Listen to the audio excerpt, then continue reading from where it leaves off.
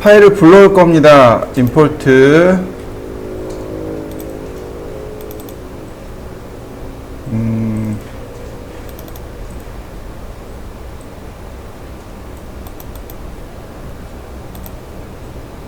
자, 이때 파일은 오토캐드 파일이어야 되겠고요. 네. 일단 평면도부터 불러옵니다. 임포트. 그러면 이와 같이 평면도가 들어오겠죠? 자, 다행인 건 여기는 제가 전부 다 파일 정리를 해놨어요. 레이어 정리를 다 해놨습니다. 그래서 레이어만 바꾸면 돼요. 2D 평면. 자, 전체 선택하고 2D 평면으로 그 다음 메이크 그룹. 그러면 요만큼 필요 없죠?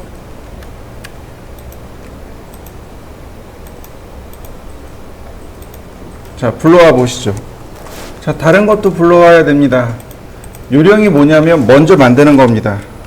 2D 정면 레이어를 이렇게 미리 만드는 겁니다. 레이어를 미리 만들어서 선택하게 되면 해당 레이어로 들어옵니다. 자, 정면. 그러면 보세요. 선택했잖아요. 이렇게 2D 정면으로 들어옵니다. 그룹 자체가. 그리고 더블 클릭해서 그룹을 열어놓고 그리고 나서 전체 선택하고 2D 정면으로 바꾸시면 돼요. 그러면 금방 만듭니다. 다시요. 2D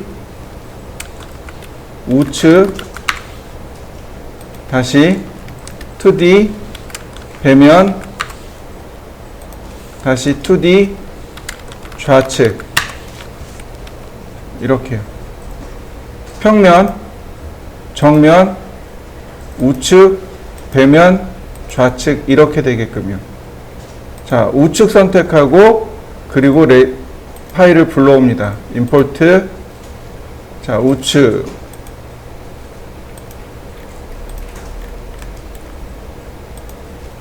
자, 그 다음에 더블 클릭해서 이렇게 우측으로 바꿉니다.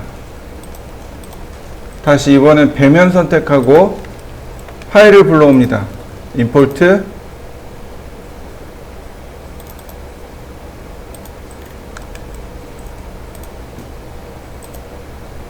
자, 역시 마찬가지로 마지막으로 임포트 아니 좌측 레이어 선택하고 임포트 좌측.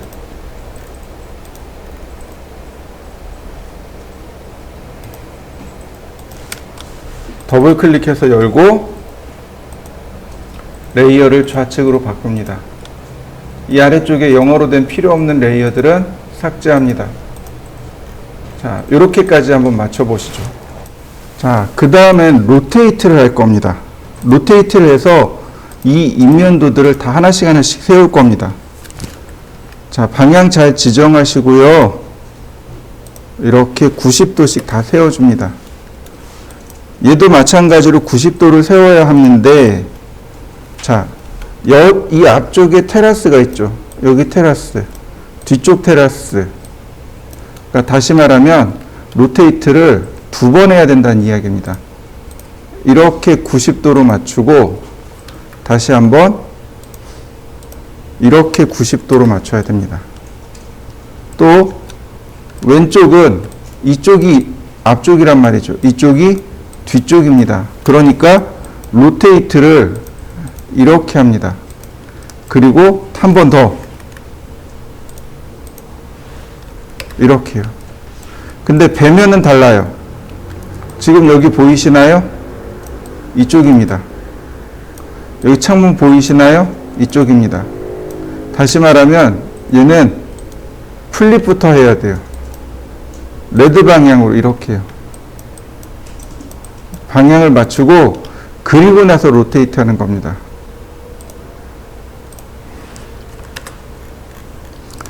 자, 여기까지 한번 해보시죠. 그 다음에 어떻게 하느냐? 위치를 맞춰야 되는 거죠. 이동하기. 여기 끝점이랑 선택하고 여기 끝점. 여기 여기 끝점. 이렇게요. 다시 볼까요? 선택하고 끝점과 끝점. 다시 선택하고 끝점.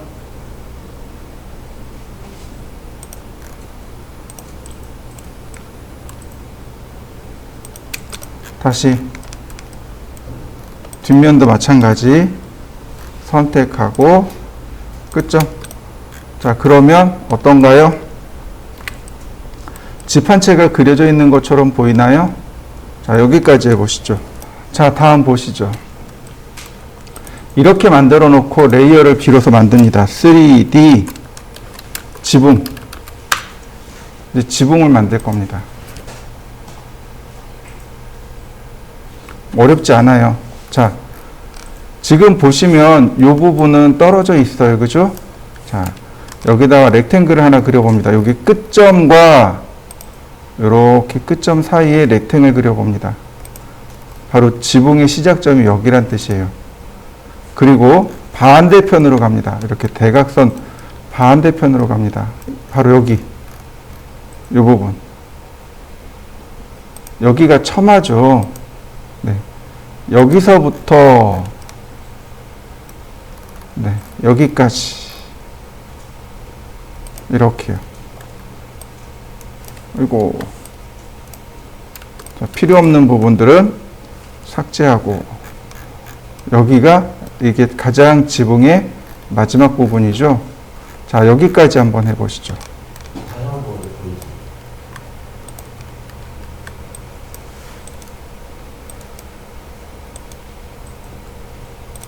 자, 처마가 보시면 어떻게 돼 있나요? 삐져나가 있는 거 보이시나요? 서로 위치 안 맞는 것. 처마 보이시나요? 여기 처마. 서로 이렇게 지나갔단 말이죠. 이해되시나요? 그러니까 이 처마 부분에 뭘 줘야 돼요? 사각형을 그리는 겁니다. 이렇게. 처마가 여기서부터 시작한다는 얘기예요. 그 다음에 반대쪽 대각선으로 이렇게 그리는 겁니다. 그러면 처마가 여기서부터 시작하는 거예요. 여기서부터. 렉탱글 이렇게 그려보면 처마가 여기서부터 시작합니다.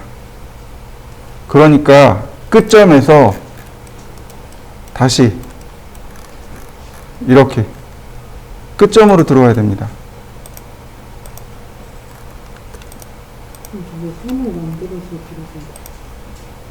여기는 왜 면이 뒤집어져서 그렇구나.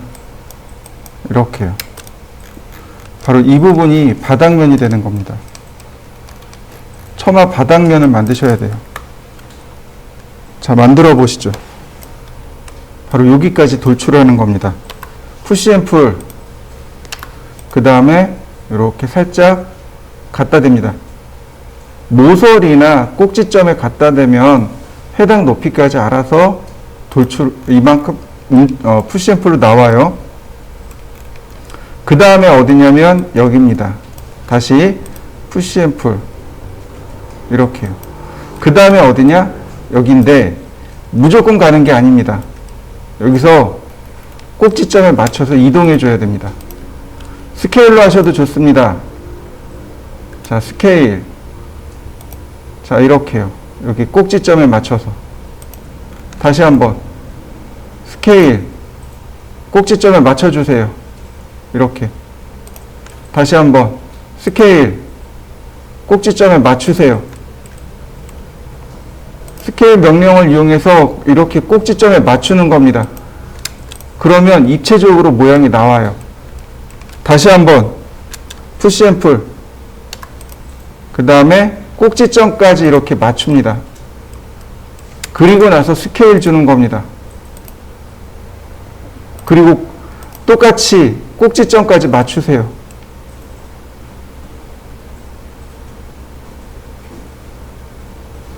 안 들어갈까요?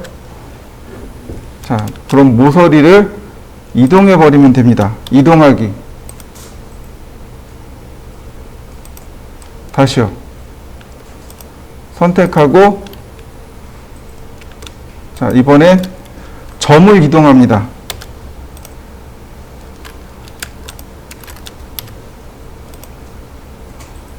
자, 그런데 정확한 위치가 안 찍히잖아요. 제가 분명히 이것도 설명을 드렸습니다. 어떻게 하라고요? 화살표로 방향을 미리 지정하고, 이렇게 움직임의 방향을 지정하고 꼭지점에 갖다 대면 위치를 맞출 수 있다라고 설명을 드렸습니다. 다시요. 선택을 하고, 이렇게 선택을 하고 화살표로 움직임을 제한합니다. 그리고 꼭지점에다가 맞추면 됩니다.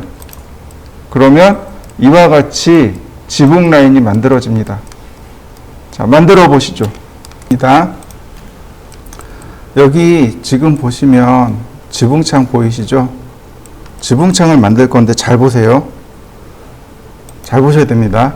정말 잘 보셔야 돼요. 자, 라인. 꼭지점에서 자, 이렇게 화살표를 눌러서 방향을 지정하게 되면 이렇게 보이시나요? 해당 면에다 대면 그 면의 교차점까지 선이 그려집니다. 평소에는 그냥 그려지지만 화살표를 누르고 해당 면을 갖다 대면, 마우스를 이렇게 갖다 대면 해당 면과 선이 교차되는 지점을 찾아줘요. 이렇게요. 다시 봅니다. 화살표를 누르면, 그래서 그리는 방향이 맞춰지면 지금처럼 면과 선이 교차되는 지점을 스케치업이 자동으로 찾아줍니다.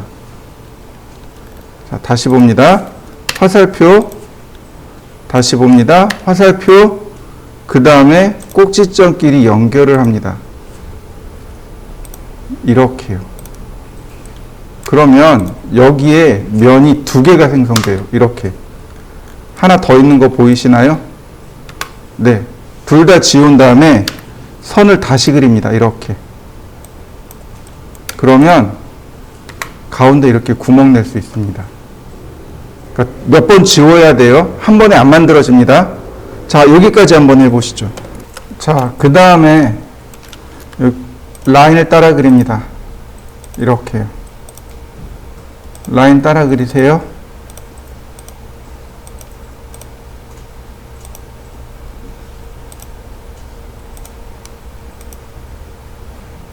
이렇게요. 자, 완전히 닫은 다음 두 개 면 선택하고 이동합니다. 위치가 여기가 아니고 여기에요. 이렇게 되는 겁니다. 그리고 얘는 안쪽으로 이렇게 푸시앤풀로 밀어버립니다. 이런 식으로.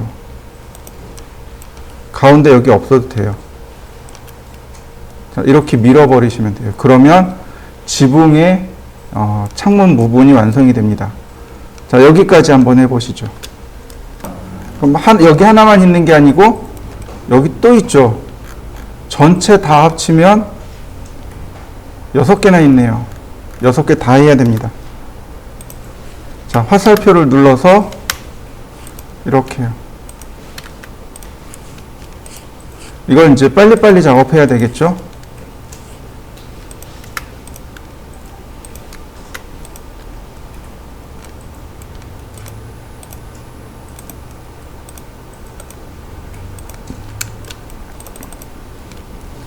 자, 다시 또 옆으로 갑니다.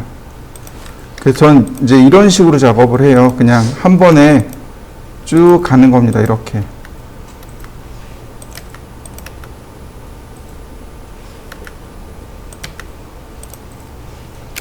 그럼 이제 중간중간에 대각선으로 그린 건 지우면 되니까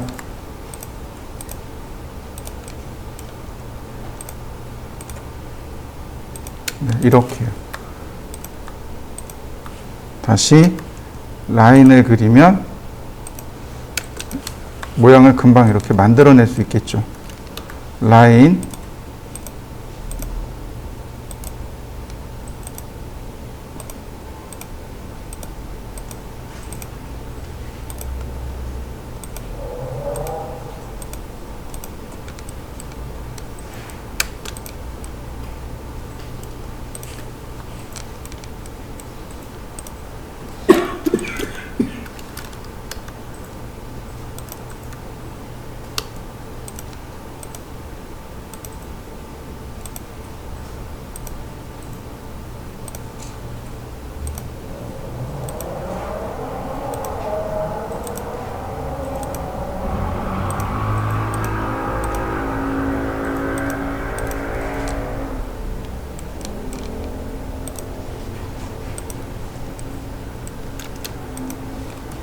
선택하고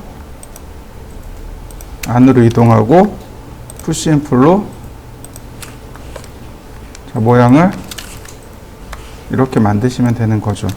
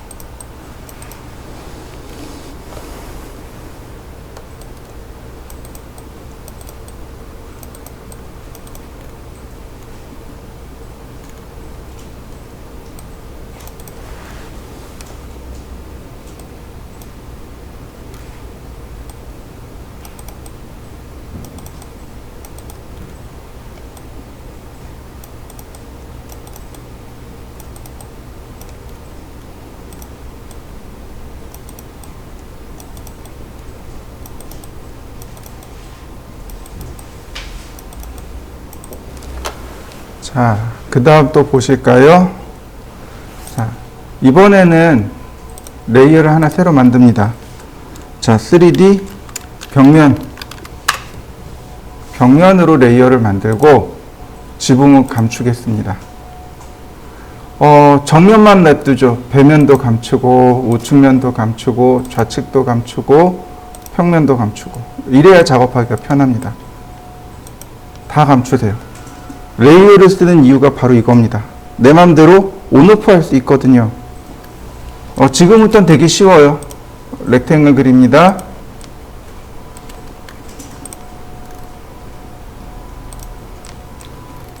그리고 다시 또 렉탱글입니다. 복제하면 되죠. 그 다음에 곱하기 2 구멍 내죠. 이렇게 다시 렉탱글을 그립니다. 선택하고 복제하면 돼요. 아니다. 다시. 자, 푸시앤풀로 안으로 좀 밀어 넣어 볼까요? 푸시앤풀로 이렇게. 자, 300mm만. 자, 이렇게 푸시앤풀 300mm. 그리고 벽면을 지웁니다. 다시요. 푸시앤풀 300mm. 벽면 지웁니다. 다시 봅니다. 렉탱글. 처음엔 복사입니다.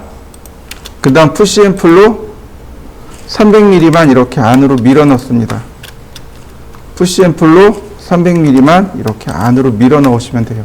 그러면 이렇게 벽면이 만들어지는 거죠. 다시 볼까요? 렉탱글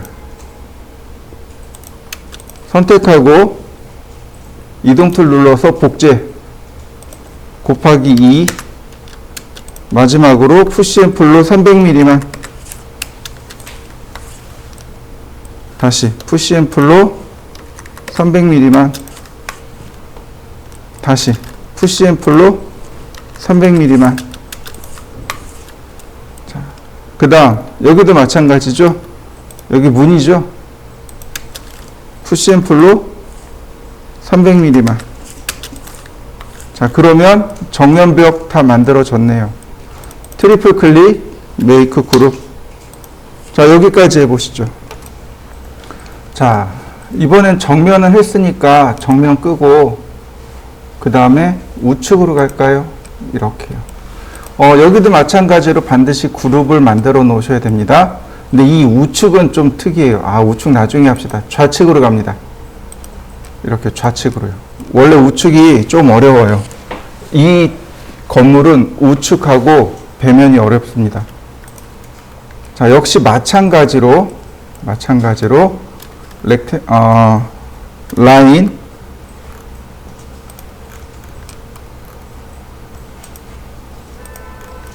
똑같이 따라 그리시면 돼요.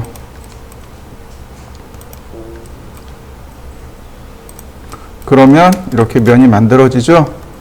자, 렉탱글 선택하고 복사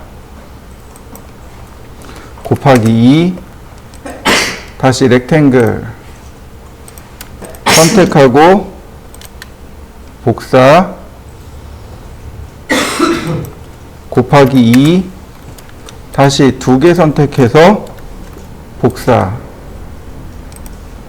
자, 다시 푸시앤풀 300 네.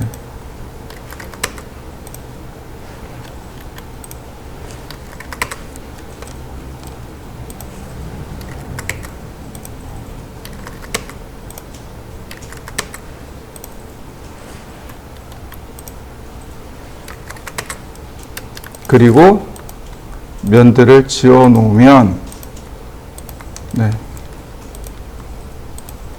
좌측면이 끝납니다. 자, 트리플 클릭하고 메이크 그룹. 자, 여기까지 만들어 보시죠. 우측면을 보시면은요, 평면이랑 같이 봐야 됩니다. 벽 라인 보세요. 이렇게 구부러진 거 보이시나요? 벽 라인이 구부러져 있습니다. 그래서 여긴 이렇게 그립니다. 자, 렉탱글. 그 다음에 똑같아요. 선택하고 이동 툴로 복제하고 그 다음 푸시 앤 풀로 똑같이 구멍 내고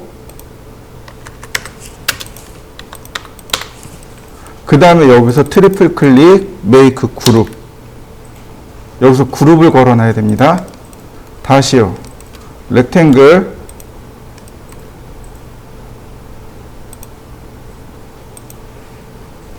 자, 이런 식으로요. 그 다음 자, 여기네요. 아, 이쪽에 좀 더 여유 있게 있네요.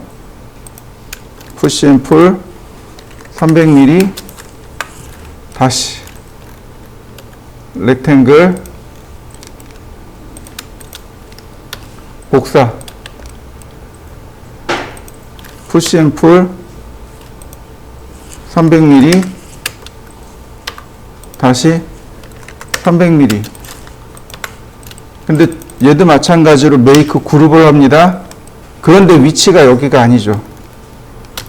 위치는 이렇게 들어야 됩니다. 이렇게요. 자, 중간에 여기 면을 쌓아줘야 되는데 지금 그룹으로 만들어 놨잖아요. 이번에 다시 그룹을 분해합니다. 선택하고 그룹을 분해합니다. 그리고 나서 다시 렉탱글로 여기를 막습니다. 이런 식으로. 그러면 뒤에 벽면이 완성이 됩니다. 다시 트리플 클릭 메이크 그룹. 자, 우측면 벽을 만들어 보시죠. 배면입니다. 배면입니다. 자, 렉탱글 바닥에서 이렇게 그리고 한 번 더 그립니다. 자, 이렇게요. 이렇게 그려야 됩니다. 면이 이렇게 둘로 나눠져야 돼요. 그 다음에 모서리를 선택합니다. 이렇게 모서리를 선택해서 이동하는 겁니다.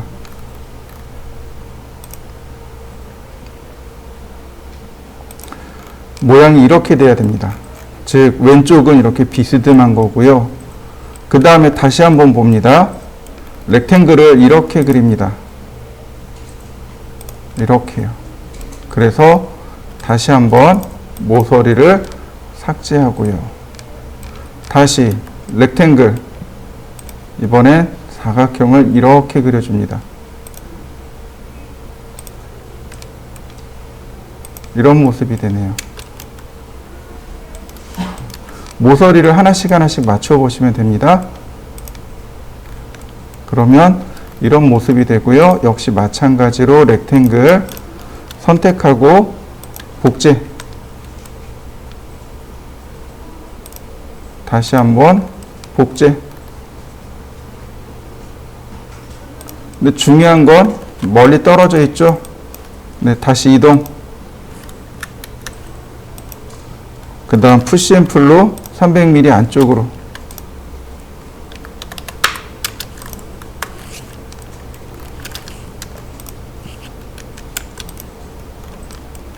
이런.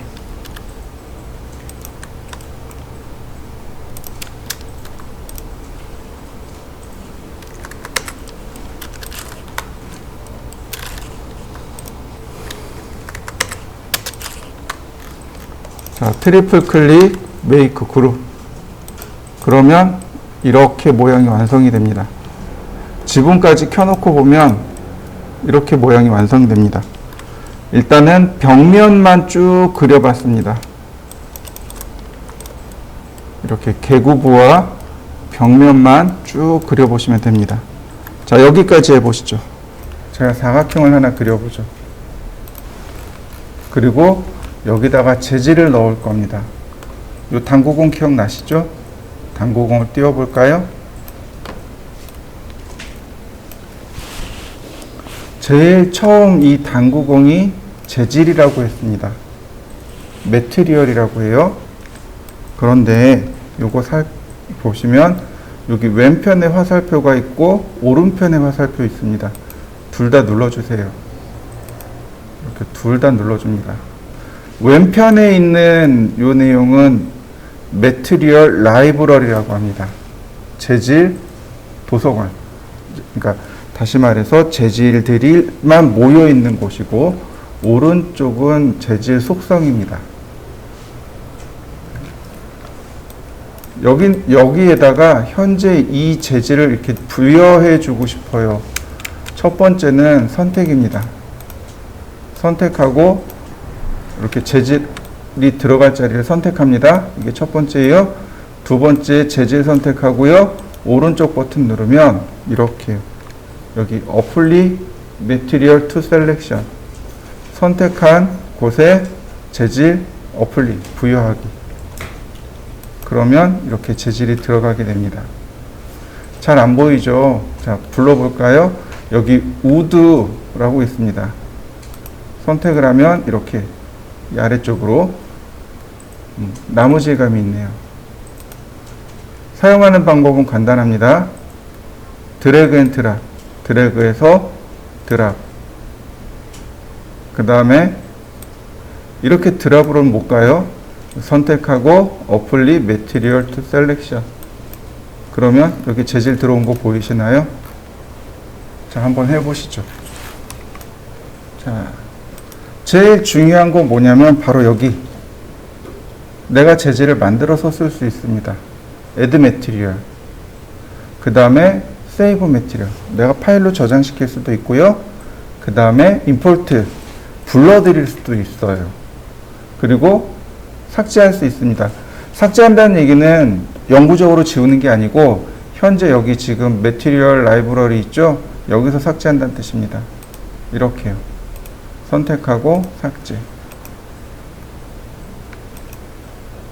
자, 계속 삭제 눌러볼까요? 그러면 다 삭제가 됐네요. 하나 만들어 보죠. 지금 보시는 것들이 재질 종류들입니다. 제너릭, 일반적인, 그 다음 에미시브는 자체 발광하는, 블린, 두 개가 섞인, 범프, 요철, 투사이드, 앞뒷면, 뭐 이런 식으로 쭉 있어요. 헤어, 머리카락, 툰, 웹툰이죠. 이거 웹툰 렌더 할 때 쓰는 거예요. 그 다음에 멀티, 다중, 오버리드, 덮어쓰기, 뭐 이런 식으로 쭉 있습니다. 우리는 여기, 제너릭, 그 다음에 여기 에미시브라고 하는 것하고 여기 오버리드하고 세 개를 할 건데, 자, 제너릭을 눌러보시죠. 그러면 일반적인 재질이 나옵니다. 요거 더블 클릭하시면 이름 바꿀 수 있어요. 재질의 이름 바꿀 수 있고, 자, 오른쪽으로 넘어갑니다. 그러면 바로 여기 디퓨즈라는 단어가 나옵니다. 오브젝트가 지닌 기본 색상을 디퓨즈라고 합니다. 사물이 지닌 기본적인 색상을 디퓨즈라고 해요. 그래서 여기 디퓨즈, 여기 색상 있죠? 얘를 클릭하게 되면 이렇게 색상이 뜹니다. 내가 마음에 드는 색상 선택하고 확인. 그럼 색상 들어가죠? 자, 여기도 지정해 보죠. 노란색 들어간 거 보이시나요? 다시 색상을 바꿔보죠. 색상 바뀌는 거 보이시나요? 자, 여러분들도 한번 해보시죠. 자, 그 다음에 보시면, 우리 여기 요 부분 있죠? 이 바둑판 그림 있죠? 얘가 제일 중요해요. 얘를 맵이라고 합니다. 요건 좀 이따 하기로, 나중에 하기로 하고, 그 다음에 여기 리플렉션이라고 하는 값이 나옵니다. 이 리플렉션이 되게 재밌는 값인데, 거울처럼 사물을 반사시키는 재질, 이걸 리플렉션이라고 합니다. 거울처럼 사물을 반사시킵니다. 자, 그래서 제가 이 위에다가 하나를 더 만들어 보죠. 서클. 아니다. 트리플 클릭. 자, 그룹으로 만들고, 제가 이 위에다가 하나를 더 이렇게 만들어 봤습니다. 여기 있는 재질을 한번 바꿔보죠. 자, 빨간색. 네, 잘 적용되네요. 파랑색. 잘 적용되네요. 그럼 이렇게 좀 어두운 색을 사용하고 리플렉션에 대한 값을 제가 이렇게 100%로 올렸습니다. 그러면 여기 샘플이 이렇게 바뀌게 돼요. 다시 한번 볼까요? 쭉 낮췄습니다. 그랬더니 샘플이 아무것도 안 나오네요. 다시 한번 봅시다. 제가 쭉 키웠더니 샘플이 주변을 반사하고 있네요. 자, 우리 렌더링 명령어 기억하시죠? 자, 렌더링 명령어. 자, 끄고 인바이런먼트에서 GI 값 켜고 나머진 그대로 놓고 렌더링. 반사하고 있는 거 보이시나요? 자, 한번 해보시죠. 다음 또 보시죠. 여러 가지 옵션들이 조금 있네요. 이건 리플렉션이고, 리플렉션 글로스니스, 네, 여기 리플렉션에 이렇게 리플렉션에 먼지가 낀 느낌, 네, 이렇게 지금 왼쪽에 요 아이콘 보시면 샘플을 보면 이렇게 알 수 있습니다. 리플렉션을 온전하게 줄 것인지 아닌지, 리플렉션을 흐리게 줄 건지, 뭐 이런 느낌이고, 프레넬 리플렉션은 정반사를 할 거냐 말 거냐라는 얘기고, 그 다음에 여기 나머지는 특별한 건 없고, 맥시멈 뎁스 거울을 두 개 이렇게 놓고 보면 어떤가요? 반사가 일어나죠, 그죠? 근데 스케치업에서 이렇게 반사를 계속하게 되면 어떻게 될까요? 무한 렌더링이 빠져버릴 수밖에 없죠. 그래서 여기다 5번만 렌더링하고 빠지세요. 이때 빠져나갈 때 엑시트 칼라 검정색으로 빠져나가세요, 이런 뜻입니다. 자, 그 다음에 여기 리플렉션 또 있네요. 잘 보세요. 자, 플렉션 FLECTION, 여기는 FRACTION, FLE 리플렉션, 얘는 굴절이란 뜻입니다. 위에 리플렉션은 반사라면 여기 아래 있는 리플렉션은 굴절입니다. 굴절이 언제 일어나요? 투명한 질감을 통과할 때 굴절 효과가 일어나죠. 네, 투명한 질감 효과를 줄 때 쓰는 겁니다. 자, 그러면 얘한테는 투명한 질감을 한번 줘보죠. 재질을 하나 새로 만들었습니다. 재질을 새로 만들고 이 재질을 얘한테 주겠습니다. 이 재질을 얘한테 주죠. 이렇게요. 다만 리프렉션 값을 100%로 주고 렌더. 이렇게 투명해진 거 보이시나요? 사물이 투명해서 제대로 안 보이네요. 한번 해보시죠. 투명해서 굴절이 일어나는 겁니다. 잘 안 보이게 되면 이렇게 하셔도 좋아요. 기존 재질 가져오고 여기 바닥면에다가 얘를 지정해 버리면 됩니다. 이렇게요. 이렇게 놓고 작업을 하시면 렌더링을 해보시면 알아요. 투명해서 이렇게 투명해서 여기 굴절이 일어난 거 보이시나요? 이렇게 한번 확인해 보시죠. 역시 옵션도 마찬가지예요. 멀티플 포그 그러면 이제 불투명한 정도가 나오겠죠. 여기 보면 IOR 값이 나옵니다. 이게 굴절률입니다. 어디 갔대? IOR은 굴절률입니다. 자, 여기 나와 있는 IOR 값은 굴절률이고 1.6이면 물의 굴절률입니다. 유리의 굴절이 다르고 다이아몬드의 굴절이 다르고 그다음 유리의 굴절이 다르죠. 물의 굴절이 다르죠. 네, 그렇게 이 IOR 값이 1.6이 물의 굴절률입니다. 굴절률에 대한 내용입니다. 자, 나머지는 특별한 건 없네요.